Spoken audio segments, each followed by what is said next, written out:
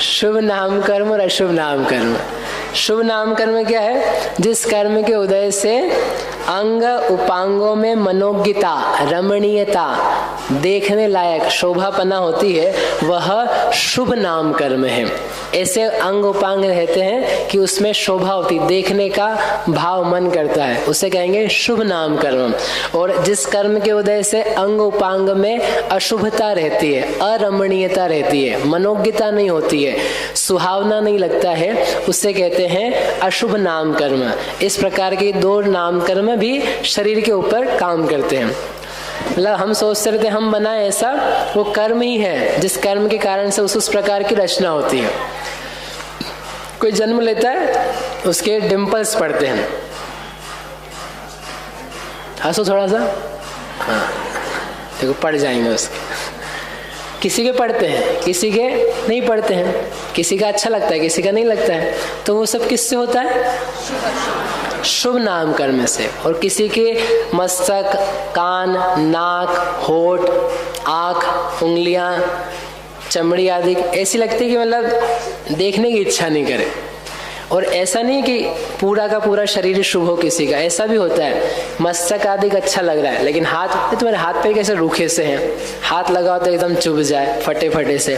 तो मस्तक सुंदर शुभ लग रहा है, मनोज्ञता हो रही, लेकिन हाथ पैर आदि कैसे लग रहे हैं? अशुभ लग रहे हैं। किसी के हाथ पैर भले लगे, मस्तक रूखा सा लगे। तो ऐसे अलग अलग, क्योंकि दोनों भी जो कर्म है इनका उदय एक साथ पाया जाता है हर जीव को। शुभ नाम कर्म भी होता है और अशुभ नाम कर्म भी होता है। कुछ अवयव मनोज्ञ हों, कुछ अमनोज्ञ हों। और मनुष्यों के शरीर में तो ऐसा होता ही है, क्योंकि पूरा शरीर ही ऐसा अजीब सा है, कहने के लिए सुंदर, लेकिन यदि इसको देखा जाए इसके स्वरूप से तो पूरा का पूरा विभत्स सा दिखता है। लेकिन फिर भी कुछ अंग उपांग इसके रमणीय से दिखते हैं। तो ऐसे शुभ अशुभ नाम कर्म का फल प्राप्त। तो ये फ्लावर्स और बटरफ्लाई वगैरह का शुभ नाम कर्म है क्या? नहीं, सबके शुभ अशुभ दोनों हैं, उनके भी अशुभता पाई जाती है। तो आपको वो सुंदर सा लग रहा है, लेकिन किसी को वो ऐसा भी, उसके ऊपर आप रंग बिरंगा पना देख रहे हो, उसी का जो स्पाइन वगैरह है, उसके दांत हैं या क्या कहते हैं उसके क्या बोलते, धागे से निकले हुए जो कुछ है, उसको आप गहराई से या थोड़े ज़्यादा क्लोजली देखो तो आपको पसंद ना आए। आप केवल मोटा मोटा उसका अंग देख रहे हैं, बाकी चीजें नहीं देख रहे। और तो वहाँ शुभ अशुभ दोनों पाए जाते हैं। अस्थिर नाम कर्म तो अपन चाहेंगे नहीं, जैसे अपन चाहेंगे अपना शुगर लेवल, कोलेस्ट्रॉल लेवल सब स्थिर रहे। अस्थिर नाम कर्म कैसे? अस्थिर नाम कर्म का मतलब ये है कि वो धातु जो है वो अगली धातु में परिवर्तित हो। शुक्र और वीर्य चाहता है कि नहीं, पुरुष और स्त्री। यदि शुक्र और वीर्य नहीं होगा तो संतान उत्पत्ति नहीं होती। तो आप आगे आगे जो हमने रस लिया है, रस से रक्त बने, रक्त बनाना चाहते कि नहीं? हीमोग्लोबिन कम हो गया किसी का, तो हीमोग्लोबिन को आप बढ़ाना चाहते हो कि नहीं? और यदि ज्यादा बढ़ जाए, एक्स्ट्रा हो जाए, तो क्या चाहते हो? क्या चाहते हो? कम करना चाहते हैं ना, तो वो बड़ा हुआ कम हो जाए। हड्डी किसी की बढ़ने लग जाए ज्यादा, नाक की हड्डी बढ़ने लग जाए, किसी को साइनस हो जाता है, नाक की हड्डी बढ़ती है, तो नाक की हड्डी बढ़ रही है तो उसको क्या चाहता है? वो ना बढ़े। किसी का मांस, चर्बी फैल रही है, तो चर्बी क्या चाहते हो आप? बढ़ाना, वैसे ही रखना। मतलब आगे आगे बढ़ता रहे। तो आप ये नहीं कहो कि हम अस्थिर नहीं चाहेंगे। हर व्यक्ति चाहता है कि वह रस आदि अपने अपने माप में रहें। तो स्थिर अस्थिर दोनों काम करेंगे तो माप में रहेंगे। एक ही काम करेगा तो फिर वो ठहर जाएगा। इसलिए दोनों कर्मों की आवश्यकता होती है और दोनों कर्मों का उदय इसलिए जीव को चलता ही रहता है। भाई साहब, आपने कहा अभी कि ये सब जोड़े में है, तो जोड़े में होती है तो विरुद्ध रूप में प्राप्त होगी। जैसे आपने कहा आताप और उद्योत, ये दोनों जोड़े में नहीं है, मतलब इसे विरुद्ध नहीं है, इसलिए साथ में होने में कोई प्रॉब्लम नहीं है। लेकिन ये जो शुभ और अशुभ नाम कर्म, आताप उद्योत साथ में नहीं होती, अलग अलग होती। हाँ, तो जो विरुद्ध में होगी तो वो साथ में नहीं होगी। जैसे आपने देखा, नहीं, विरुद्ध में हो तो साथ में हो ही नहीं, ऐसा एकांत नहीं है।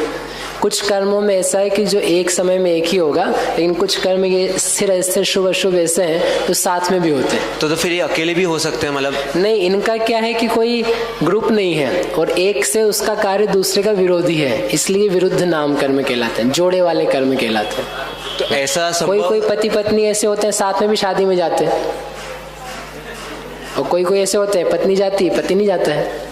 किटी पार्टी होती कि नहीं? आपको नहीं पता होगा, महिलाओं को पता है। किटी पार्टी में कौन जाता है? महिला नहीं, किटी। उसका नाम क्या है? किटी। किटी समझते आप लोग हैं? अरे गजब।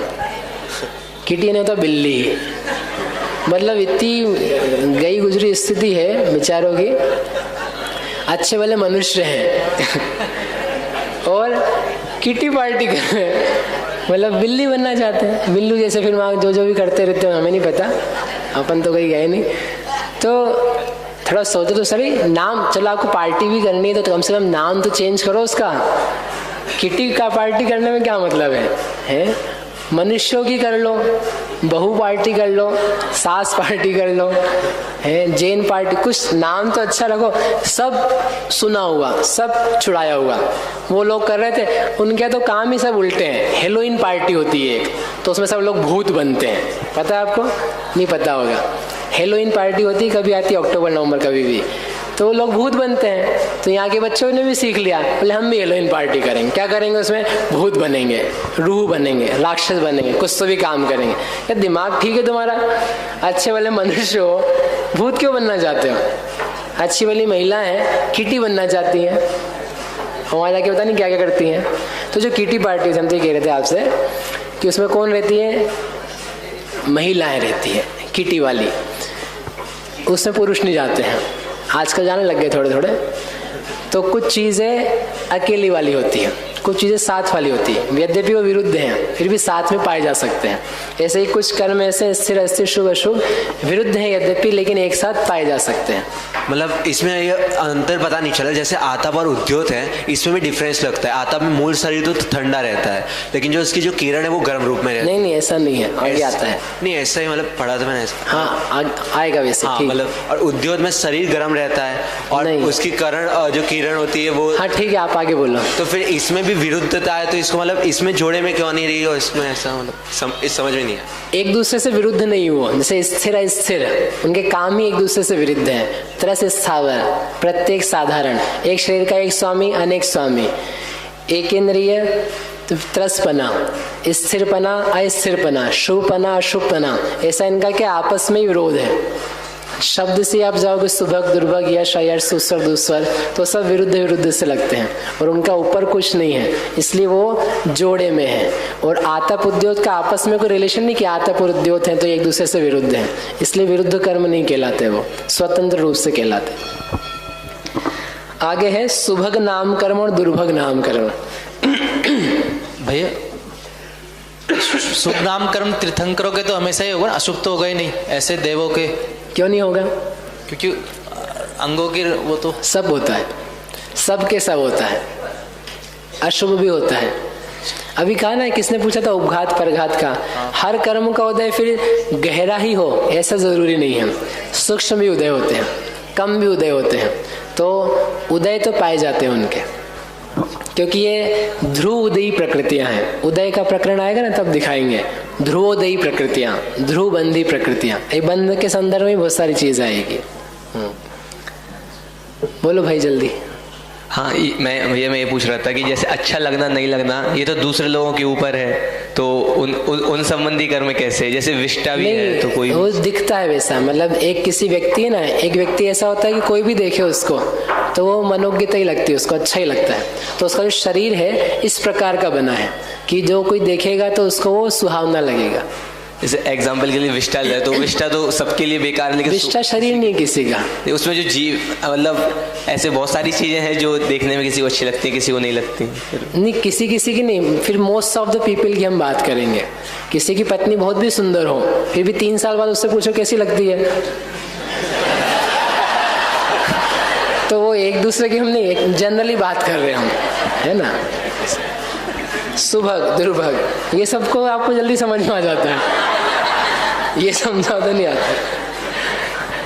सुभग जिसके उदय से जीवों को प्रीति कर लगे, ऐसा कोई जीव रहता है उसको देखते से प्रीति होती है, अच्छा लगता है।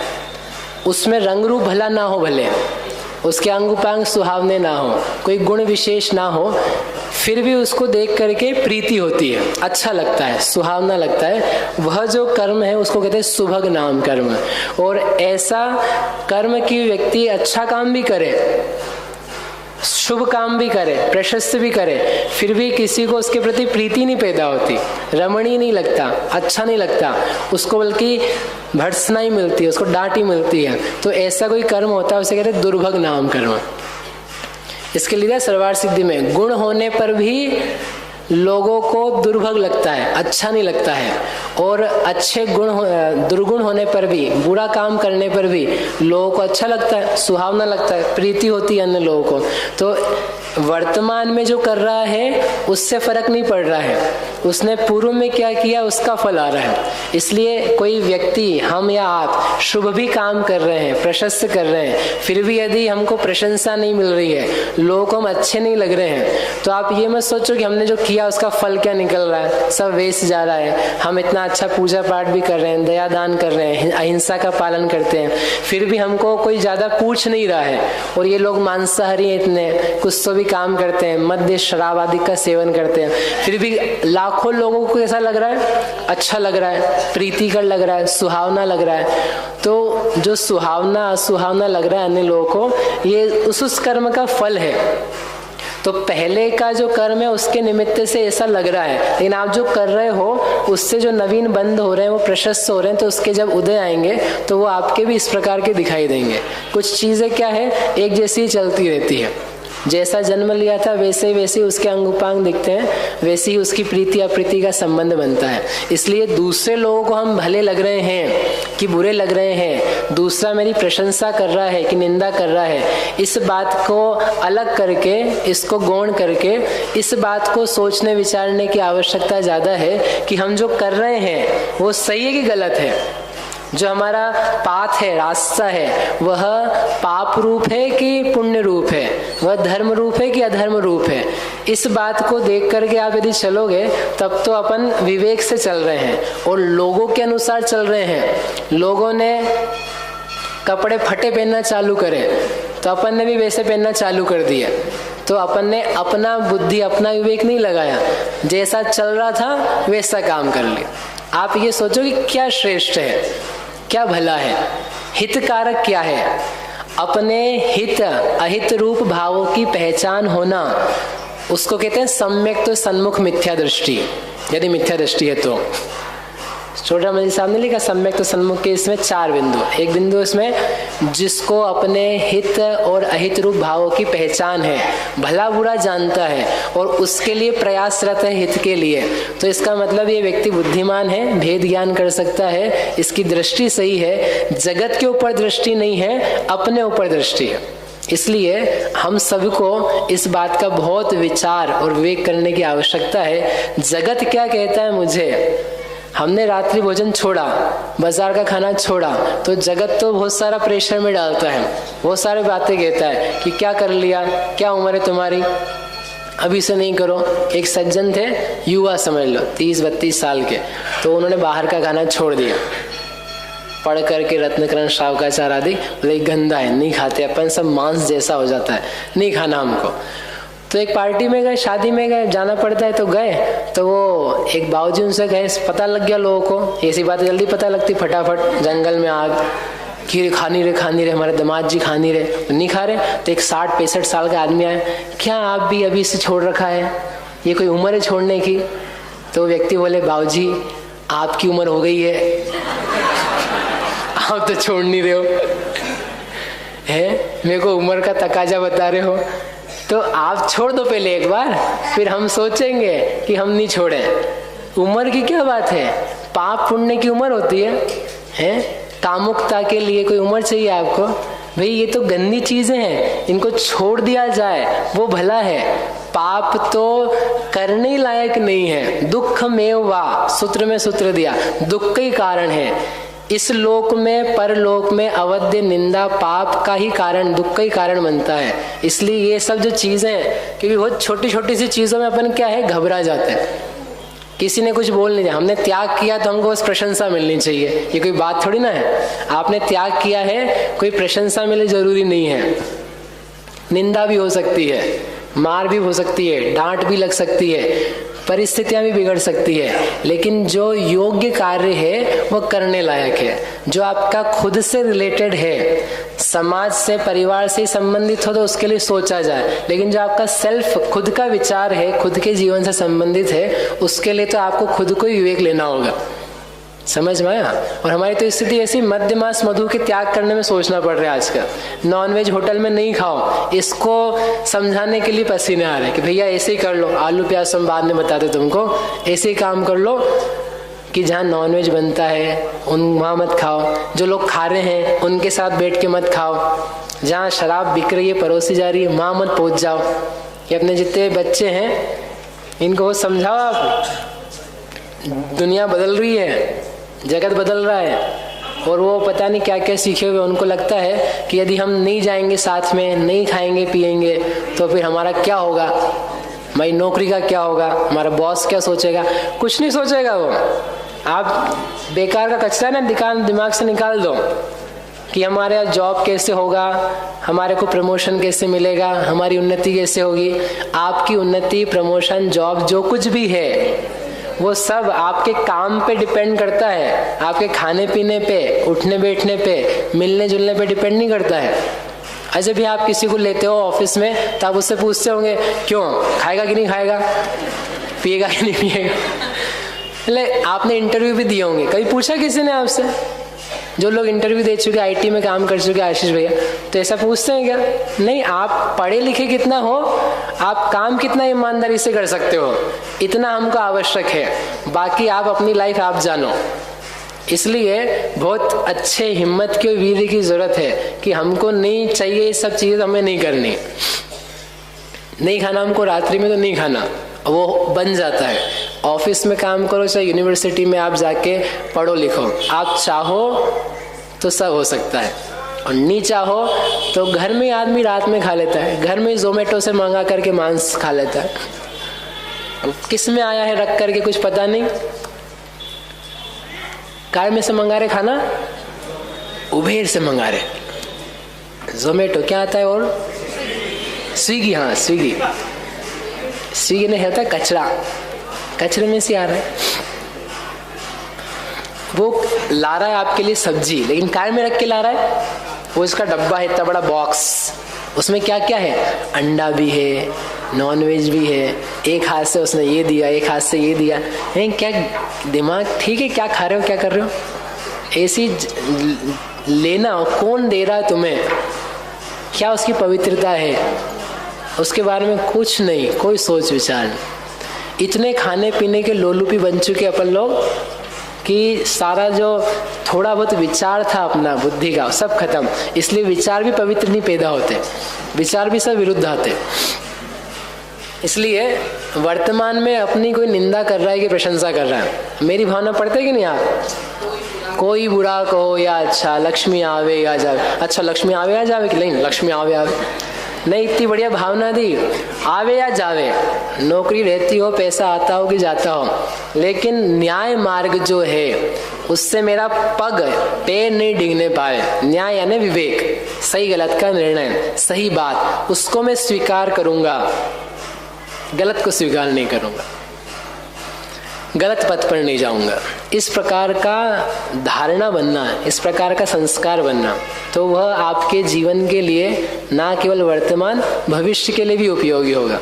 और यदि वो नहीं रहे तो ये दुनिया तो क्या है, ढुलाती है, घुमाती है, सब कुछ कराने के लिए तैयार है।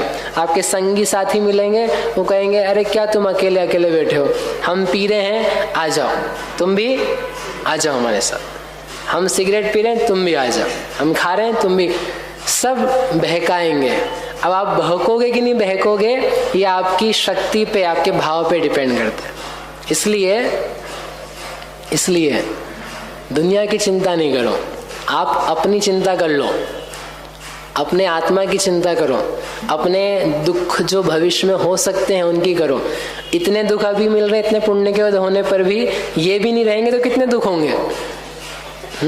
इसलिए सुभग दुर्भग ये तो पूर्व कर्म का फल है, हम वर्तमान में भला करें। जिसके उदय से अन्य जीवों को अप्रीतिकर लगे। सरवार सिद्धि की लाइन पढ़ना, गुण होते हुए भी अप्रीतिकर लगे, अच्छा काम करते हुए भी अप्रीतिकर लगे, ऐसा फल हो जाता है। इसलिए लोगों की चिंता नहीं करो, अपन अपना भला काम करो। जैसे एक इंसान किसी को अच्छा लगता है, किसी को बुरा लगता है, पैरामीटर क्या है इसका? सामान्य जनरली नहीं, जैसे नेता लोग होते तो 50% वोट दे रहे हैं, कोई 50% किसी और को दे रहे हैं। नहीं तो नेता का शरीर से किसी को वो नहीं है, मतलब उससे प्रीति जो होती है ना व्यक्ति से होती।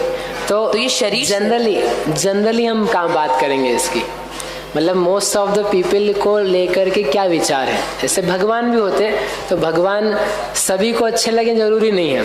महावीर स्वामी भी अयोध्या, वैशाली, कुंडलपुर आदि नगरों में विहार करें। विहार करते हुए जो जैन अजैन है बहुत सारे, तो वो तो उनसे प्रीति करते हैं, भला देखते हैं। लेकिन अनेक लोग ऐसे भी हैं जो उनको बुरा देखते हैं, नग्न देखते हैं, गंदा देखते हैं। सुभग है उनका कि उनका सुभग नामकर्म है। नामकर्म इनमें से एक ही रहेगा। ये दो जो है ना, इन दो में से एक का ही उदय होता है। ये तो इंटरनल फीलिंग पे डिपेंड करता है ना, कि मतलब नहीं, इंटरनल फीलिंग नहीं है, वो जीव में इस प्रकार का परिणमन है, इस जीव में इस प्रकार की शक्ति है कि उसके कारण से लोग उसको अच्छा देखते हैं। तो मोस्ट ऑफ द पीपल जो है वो कैसा देख रहे हैं उसकी तरफ से कहेंगे हम।